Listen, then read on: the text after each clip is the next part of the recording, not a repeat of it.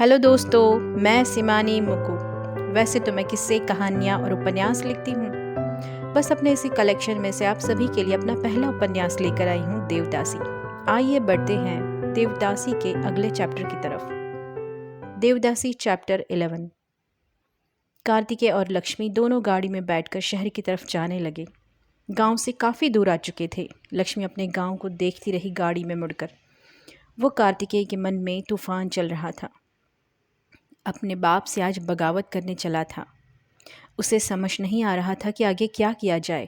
अपने जीवन में पहली बार वो अपने पिता के सामने खड़ा था, जहाँ कभी वो अपने पिता के कंधे से कंधा मिलाकर साथ चलता था, वो भी किसी बाहरी व्यक्ति के लिए।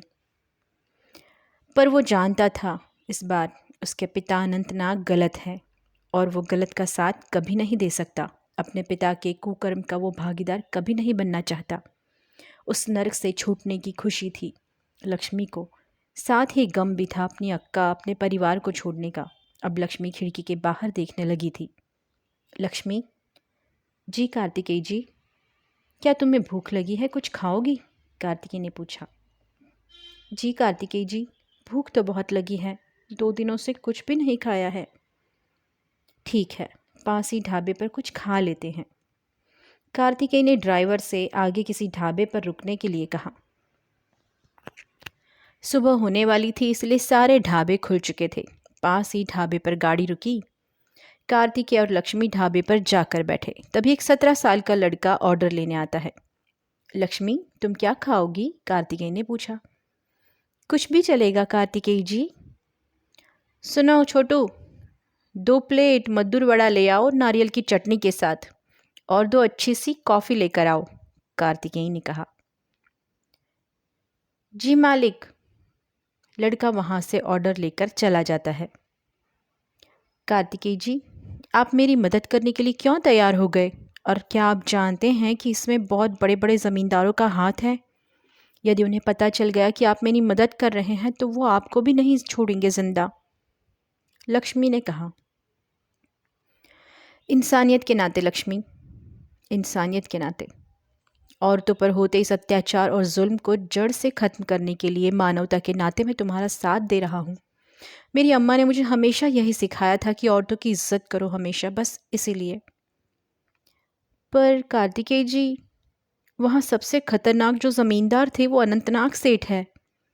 आखिर हम उनसे इस तरह कैसे बच सकते हैं? अब तक तो शायद उन्हें पता चल गया होगा कि मैं कालकोठरी में नहीं हूँ, लक्ष्मी बोली। लक्ष्मी, मैं तुम्हें एक बात बताना चाहता हूँ। क्या कार्तिकेय जी? अनंतनाग सेठ मेरे पिता है लक्ष्मी। ये सुनते ही लक्ष्मी एकदम से चौंक गई और उठ खड़ी हुई। क्या? क्या आप अनंतनाग सेठ के बेटे हैं? लक्ष्मी पर मानो पहाड़ टूट पड़ा हो। तुम घबराओ मत लक्ष्मी, मैं भले ही उनका बेटा हूँ, पर मैं उनके इस काम में उनका बिल्कुल साथ नहीं देने वाला। तभी तो मैं तुम्हें बचाकर वहाँ से लाया हूँ, और मैं देवदासी की इस प्रथा को बंद करके ही रहूँगा, कार्तिकेय बोला। पर मैं कैसे मान लूँ कि आप सच में सच बोल रहे हैं? लक्ष्मी गुस्से में बोली। मैं कैसे आप पर भरोसा कर लूँ? आपने मुझे पहले क्यों नहीं बताया? मैं आपके साथ कभी नहीं चलती। मैं कैसे मान लूँ कि जैसा बाप वैसा बेटा नहीं होगा? लक्ष्मी, तुम पहले बैठो तो सही आराम से। मैं अपना गांव घर छोड़कर अपने पिता के खिलाफ तुम्हारे साथ बैठा हूँ यहाँ पर। क्या ये तुम्हारे लिए कम नहीं है? तुम्हें तो मैं जानता भी नहीं, पर फिर भी इंसानियत के नाते मैं तुम्हारी मदद करने अपने बाप से बगावत करके आया हूँ, जिन्होंने मुझे पाला पोसा इतना बड़ा किया। उन्हीं को छोड़कर आज मैं तुम्हारे साथ बैठा हूँ। क्या ये तुम्हारे लिए कम नहीं है? कार्तिकेय बोला। लक्ष्मी अपने सर के बाल खींचकर वही कुर्सी पर बैठ गई।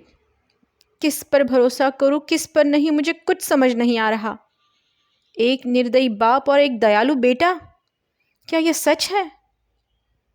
हाँ लक्ष्मी, हाँ, यही सच है। यदि मुझे तुम्हारी मदद नहीं करनी होती तो मैं क्यों तुम्हें उस काल कोठरी से निकाल लाता? कुछ तो भरोसा करो मुझ पर लक्ष्मी। मैं कैसे यकीन कर लूँ कार्तिकेय जी? यदि आप किसी बात का बदला मुझसे ले रहे हो तो शायद मुझे आप किसी और जगह पर बंद करके रखने वाले हैं, है ना? यही बात है ना?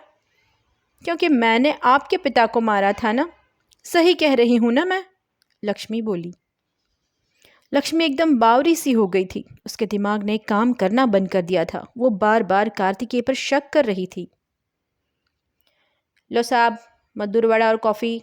उस लड़के ने ऑर्डर की प्लेट टेबल पर रखी। लक्ष्मी उठ खड़ी हुई और सारा खाना उठाकर फेंक दिया और ढाबे से बाहर रोड पर दौड़ने लगी। लक्ष्मी, लक्ष्मी रुको, ये क्या कर रही हो? अब मैं तुम्हें कैसे भरोसा दिलाऊं कि मैं तुम्हारे साथ हूं, ना कि अपने पिता अनंतनाग के साथ। रुको लक्ष्मी। कार्तिकेय उसके पीछे दौड़कर चिल्लाता जा रहा था। और तभी रोड पर एक तरफ से बड़ी सी ट्रक आ रही थी। लक्ष्मी अपने होशो हवास में नहीं थी। लक्ष्मी बस उस ट्रक से टकराने वाली थी। तभी तेजी से कार्तिकेय ने उसके पीछे दौड़कर उसका हाथ पकड़कर अपनी तरफ खींचा। लक्ष्मी कार्तिकेय के सीने पर जा गिरी, चिल्लाने लगी, छोड़ दो मुझे, छोड़ दो, मर जाने दो मुझे। यहाँ कोई भी मेरा नहीं है। सभी के सभी मिले हुए हैं, सभी साजिश कर रहे हैं मेरे खिलाफ। अपने दोनों हाथों की मुट्ठी बनकर कार्तिकेय के सीने पर मारे जा रही थी। कार्तिकेय ने उसे अपनी बाहों में भर लिया था और कस के पकड़ रखा था ताकि वो फिर छूट कर रोड पर भाग न जाए। छोड़ दो मुझे, तुम भी धोखेबाज हो, मत छुओ मुझे। तुम भी वही करना चाहते हो ना मेरे साथ जो तुम्हारा बाप करता है, हम देवदासियों के साथ। कार्तिकेय मौन रहा, कुछ भी न बोला। उसने लक्ष्मी के सर को अपने कंधे पर रखकर सहलाना शुरू कर दिया। लक्ष्मी के अंदर की गुबार को निकल जाने दिया, उसके डर को निकल जाने दिया। आखिर लक्ष्मी सुबकते सुबकते उसकी बाहों में शांत हो गई। कुछ पल तक कार्तिकेय और लक्ष्मी वैसे ही खड़े रहे जब तक कि लक्ष्मी शांत नहीं हो जाती। कुछ पल के बाद जब लक्ष्मी को होश आया, उसने अपने आप को कार्तिकेय की बाहों से छुड़ाकर अपने आप को स्वस्थ किया। तुम ठीक हो लक्ष्मी? जी छोटे मालिक, ठीक हूँ मैं। मुझ पर भरोसा करो लक्ष्मी। मैं यहाँ तुम लोगों की मदद करने के लिए आया हूँ, तुम्हारी और तुम जैसी दूसरी देवदासियों के लिए। यदि तुम ही मुझ पर भरोसा नहीं करोगी तो मैं ये काम अकेले कैसे कर पाऊंगा? क्या अब तुम्हें मुझ पर भरोसा नहीं है? पता नहीं कार्तिकेय जी, पर शायद धीरे धीरे हो जाएगा। अभी मेरा मन इस चीज़ के लिए मान ही नहीं रहा। लक्ष्मी धीरे से बोली। ठीक है, कोई बात नहीं, चलो अब थोड़ा कुछ खा लो, तुम्हें भूख लगी थी ना। ज़रा अपने आप को देखो, अपने बाल ठीक करो। देखो तो कैसी चुड़ैल सी लग रही हो। कोई भी बाहर का आदमी तुम्हें देखकर तो डर ही जाएगा। और कार्तिकेय हंसने लगा। लक्ष्मी को मजाक कर हंसाने की कोशिश कर रहा था, पर लक्ष्मी सुन मुन ही रही। लक्ष्मी ने अपने हाथों के पिछले हिस्से से अपने दोनों तरफ के आंसू साफ किए और बालों को कानों के पीछे तय किया और कार्तिकेय की तरफ देखकर अपनी गर्दन हिलाई, उसकी मौन स्वीकृति लेने के लिए, मानो पूछ रही हो, क्या अब ठीक है?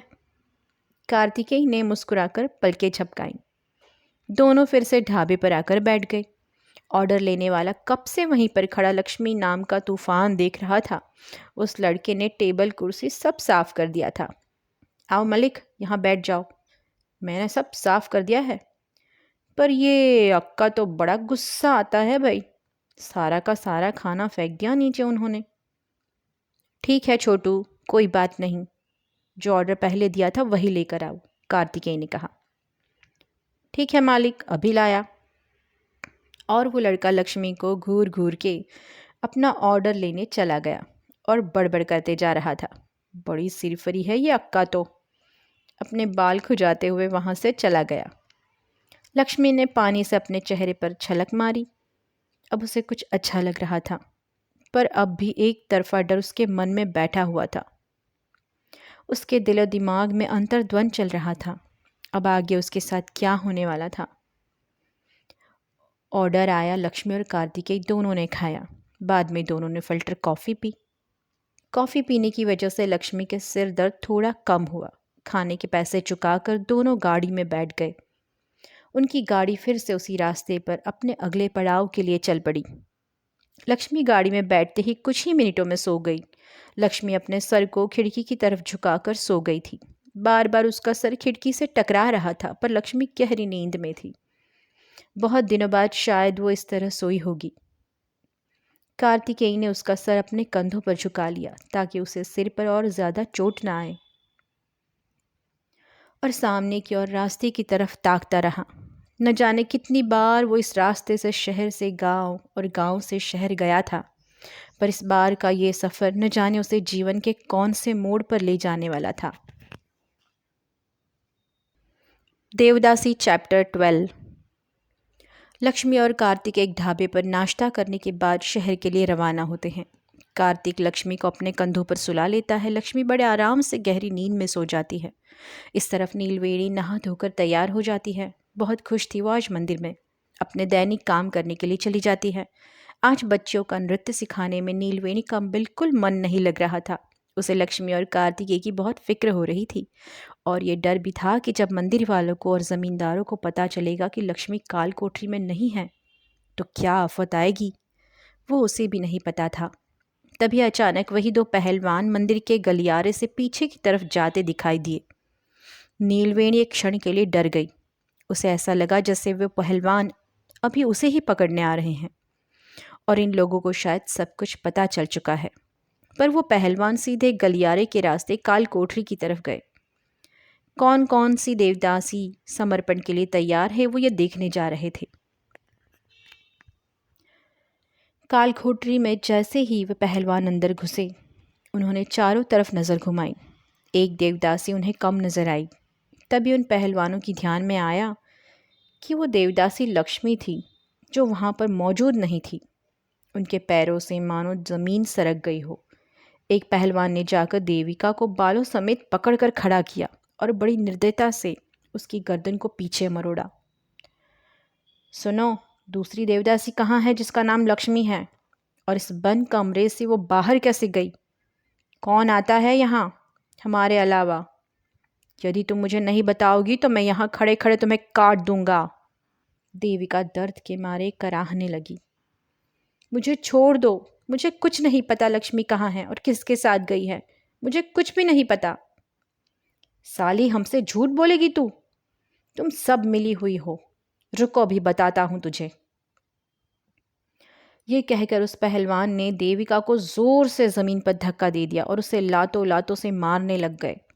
बता कहाँ है वो लड़की? बता कमीनी, बता कहाँ छुपाया है उस लड़की को? भगवान के लिए हाथ जोड़ती हूँ तुम्हारे, छोड़ दो मुझे, मुझे कुछ भी नहीं पता। देविका ने अपना मुंह नहीं खोला। लात और घूंसे खाती रही जब तक बदहवास नहीं हो गई। तभी एक और देवदासी ने उठकर उस पहलवान के पैर पकड़ लिया और गिड़गिड़ाने लगी। छोड़ दो इसे, मैं बताती हूँ आपको कि लक्ष्मी कहाँ है और उसे कौन यहाँ से लेकर गया है। पहलवान ने देविका को लात से दूसरी तरफ धक्का दे दिया। चल निकल। देविका वहीं पर लुढ़क गई। पहलवान उस दूसरी देवदासी की तरफ मुड़ा। चल बता, क्या जानती है तू? कहाँ है लक्ष्मी? वो रात को यहाँ एक देवदासी और एक लड़का आया था साथ साथ। वो दोनों लक्ष्मी को अपने साथ लेकर चले गए, पर हम नहीं गए। उन्होंने हमसे भी चलने को कहा था, वो दूसरी देवदासी बोली। ये सुनकर उस पहलवान का चेहरा मारे गुस्से के तमतमा गया। पर इस काल कोठरी की चाबी आई कैसे उसके पास? इसकी चाबी तो सिर्फ मेरे पास ही होती है। और वो कौन सी देवदासी है जिसने लक्ष्मी को भागने में मदद की थी? और वो लड़का कौन था? वो मंदिर के पीछे पंडित जी हमें 2-3 दिनों में खाना देने आते हैं चुपके से। शायद उन्हीं के पास से चाबी मिली हो। और लक्ष्मी के साथ जो देवदासी हमेशा रहती थी, शायद वो वही थी जो उसे बचाने के लिए आई थी। और वो लड़का कोई बड़े ज़मींदार के घर का लग रहा था, नौजवान था वो दूसरी देवदासी बोली। सब कुछ जान लेने के बाद वो दोनों पहलवान गुस्से में काल कोठरी बनकर सीधे पंडित जी के पास जाते हैं। पंडित जी मंदिर के अंदर बैठकर ललिता स्तोत्रम का पाठ कर रहे थे। पहलवान ने आकर सीधा पंडित जी के गले में पड़े अंगोछा को पकड़कर पंडित जी को ऊपर उठाया। पंडित जी सकपका गए। लक्ष्मी कहाँ है? पहलवान ने पूछा। मुझे क्या पता, वही होगी काल कोठरी में, पंडित जी बोले। अनंतनाग सेठ के मना करने के बावजूद भी तुम उन देवदासियों को खाना देने जाते थे।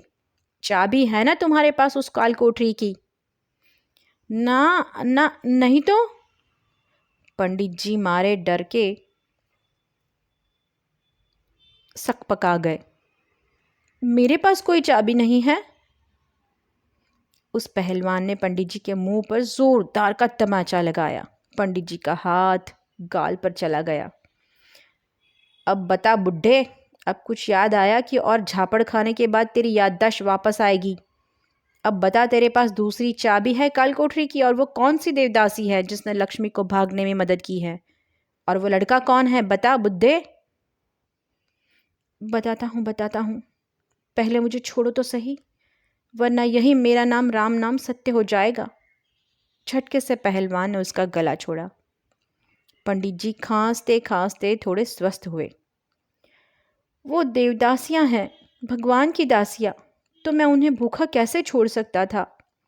इसीलिए भगवान के प्रकोप से बचने के लिए मैं उन्हें खाना देता था, पर रोज़ नहीं देता था, ये लम्मा की कसम। और वो भी सूखा चावल देता था और कुछ नहीं। और लक्ष्मी के साथ हमेशा जो देवदासी रहती है वो नीलवेणी है। वो रही मंदिर के परिसर में उस शेड के नीचे बच्चों को नृत्य सिखा रही है। और आपने क्या कहा, कोई लड़का था साथ में? हाँ, एक लड़का था, नौजवान। माफ़ करना, छोटा मुंह बड़ी बात। वो लड़का शायद अनंतनाग सेठ के बेटे छोटे मालिक कार्तिकेय होगा, क्योंकि वो कुछ दिनों से इन देवदासियों के संपर्क में थे। और कल तो हद ही कर दी थी, मुझसे काल कोठरी की चाबी मांगने आए थे। हाँ, पर मैं अम्मा कसम खाकर कहता हूँ, मैंने उन्हें चाबी देने से साफ मना कर दिया था। उसके बाद भी वो काल कोठरी का दरवाज़ा कैसे खुला मुझे कुछ नहीं पता। सच में मुझ पर भरोसा करो, विश्वास करो। पंडित जी गिड़गिड़ाते हुए बोले। वो पहलवान पंडित जी पर गुर्रा कर जल्दी जल्दी सीढ़ियाँ उतरने लगा और सीधा नीलवेणी की तरफ गया। नीलवेणी नृत्य सिखाने में मगन थी। उसके बाल पीछे से खुले हुए थे। उन दोनों पहलवानों में से एक ने आकर उसके बालों को पीछे से पकड़कर उसे घसीटना शुरू कर दिया। नृत्य कर रही बच्चियां घबराकर चिल्लाने लगी और यहाँ वहाँ भागने लगी। इस अचानक हुए हमले के लिए नीलवेणी तैयार नहीं थी। आह आह, छोड़ो मेरे बालों को, ये क्या कर रहे हो? नीलवेणी चिल्लाई। तू ही है ना वो जिसने उस देवदासी लक्ष्मी को भागने में मदद की है? नहीं, छोड़ दो मुझे, मैं कुछ नहीं जानती, छोड़ दो। देवदासी होकर झूठ बोलती है? तुझे तो तेरे पापों की सजा मिलकर रहेगी, रुक तू। अपने दोनों हाथों से बालों को छुड़ाने की कोशिश में उसके पैर जमीन पर रेंग रहे थे, आधा धड़ ऊपर की तरफ और कमर से नीचे का आधा भाग जमीन पर और हवा में थे। इसी तरह वो बेरहम पहलवान उसे खींचे जा रहा था। मंदिर परिसर में आए हुए भक्तगण भी ये नज़ारा देखकर हैरान परेशान थे, पर कोई बीच में नहीं आ रहा था नीलवेणी को बचाने। किसी की हिम्मत नहीं थी। इसी तरह उस बालों से घसीटते घसीटते वो निर्दयी पहलवान उस खेत में बने उस घर में ले गए। नीलवेणी चिल्लाती जा रही थी और उनसे अपनी दया की भीख मांग रही थी, पर वो काले तगड़े मोटे पहलवान तो पत्थर के बने हुए थे, उनके सीने में दिल ही कहाँ था। उस घर में ले जाकर नीलवेणी को हॉल में पटका गया। वहाँ अनंतनाग सेठ पहले से ही बैठा हुआ था। पहलवानों की तरफ देखकर बोला, क्या हुआ है इसे, यहाँ क्यों लाए हो? अनंतनाग सेठ, इस देवदासी ने उस देवदासी लक्ष्मी को काल कोठरी से निकाल कर भगा दिया है। क्या?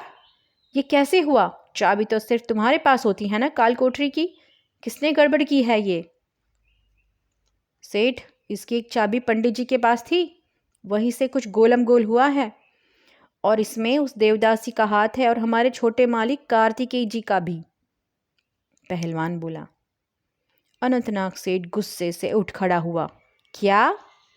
काल कोठरी से देवदासी भाग गई? ये वही लड़की थी ना जिसने मेरा अपमान किया था? अपने अपमान का बदला लिए बगैर मैं उसे छोड़ूंगा नहीं। और मेरा बेटा कार्तिकेय, उसने साथ दिया है उस देवदासी का, तो इसकी ये वजह थी। 2 दिन पहले वो मुझसे इन देवदासियों के बारे में पूछ रहा था, मैंने बात को टाल दिया था। ये तुमने ठीक नहीं किया कार्तिकेय, अपने बाप के खिलाफ खड़े हो गए। इसका अंजाम तो तुम्हें भुगतना होगा। तभी आज सुबह मुझे घर पर नहीं दिखा वो ज़रूर उस 2 कौड़ी की देवदासी को लक्ष्मी को लेकर शहर की तरफ गया होगा। नीलवेणी की तरफ मुड़ा। तुम नीची जाति वालों को अब इतनी हिम्मत बढ़ गई है कि अब तुम देवदासियों के यहाँ से भगाने का काम करने लगी। इसकी सज़ा तो तुम्हें मिलकर रहेगी। सुनो, इस पर इतने कोड़े बरसाओ जब तक कि बेहोश न हो जाए। इसकी 7 पुश्ते भी थर थरा जाए। नीलवेणी बहुत ज़्यादा घबरा गई। पहलवान ने चाबुक लेकर ज़मीन की तरफ मुंह करके पड़ी हुई नीलवेणी की पीठ पर मारना शुरू कर दिया। उसे पूरे रास्ते खींच कर लाने की वजह से पहले ही उसकी साड़ी फट चुकी थी। एक के बाद एक तेज़ गति से कोड़े वो पहलवान पूरी ताकत के साथ उसे मार रहा था। पहले पहले नीलवेणी बहुत चिल्ला रही थी, पर कुछ देर बाद उसके शरीर ने दर्द को महसूस करना ही बंद कर दिया हो मानो। उसके मुंह से आवाज़ निकलनी बंद हो गई थी। कोड़े पड़ने की वजह से उसकी ब्लाउज, साड़ी सब कुछ फट चुका था। पीठ पर से अब उसकी चमड़ी चाबुक पर चिपक कर वापस आ रही थी।